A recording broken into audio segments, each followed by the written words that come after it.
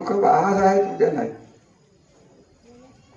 आज सत्तेच्या बाजूने आहेत, उद्या अजून 4-5 वर्षांनी सत्ता पालट झाला की पहिले जाणारे हेच तिकडे असतात. मला बोलणं लक्षात ठेवा. आतापर्यंत त्यांनी 3 पक्ष बदलले, काँग्रेस, शिवसेना, परत काँग्रेस आणि आता कमल. हे सगळे उद्योग केलेले, तर तुम्हाला काय फायदा झाला? ते नेहमी म्हणतात की रामराजे सत्तेत राहिले. राहिले पण यांचं चांगलं करून चाललं नाही, कुठे जात नाही. काळजी करू इथंच आहे, हे संपवल्याशिवाय मी जाणारच नाही. एवढं मी तुम्हाला फक्त संपवणं म्हणलं गेलं त्याचे गैरअर्थ काढतात. संपवणं म्हणजे राजकीय दृष्ट्या संपवणं, बाकीचं काय नाही. ते आपलं जाहीर सांगितलेलं बरं नाही तर परत उद्या बातमी संपव.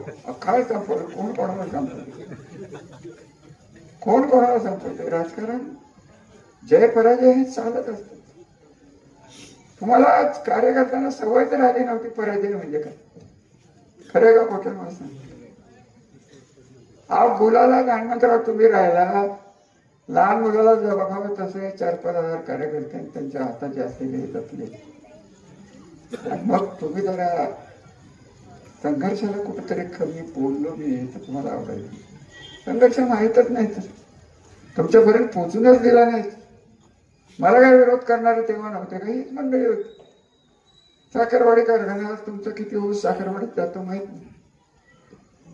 साखरवाडीचे माझे चेअरमन हे फिरत असतात. रामराजांनी माझा कारखाना नेला, आता यांच्या मालकीचा कधी झाला. श्रीराम सागरी साखर कारखाना कोणी काढला? तरुण पिढीसाठी बोलतोय मी, जुन्या पिढीला काय बोलत नाही. अगदी 80-90 एकर जमीन माझ्या आत्याची होती, ती दिली. तेवढ्यावर भागलं नाही. 6 लाख का 10 लाख का 1 कोटी रुपये तिथे देण्याची वेळ आली, 3 गोळा होत नाही. घरचं काय काय विकलं तर तुम्हाला नाही सांगत बसत. स्वतः घराचं कौतुक, स्वतःचं कौतुक करायचे आमच्या DNA नाही, आमच्या रक्तात नाही. काय करायचं ठेवलं या तालुक्याने. मग तालुक्याने मला ह्या सगळ्या केल्याचं हे बक्षीस दिलं. हे जे काही घडलं 4 महिन्यापूर्वी, आणि हे बक्षीस तेही तुमच्यासाठी स्वीकारेल. परंतु जे कोण नेतृत्व या तालुक्याचे विस्कटलेले घडे एकत्र करून कमावलेलं नीट ठेवेल, पाणी नीट ठेवेल, इंडस्ट्री नीट ठेवेल. मी नाही गेलो कुठल्या कारखान्याला कुलूप लावायला, मी नाही गेलो, आमची लोक घेत नाहीत म्हणून आम्ही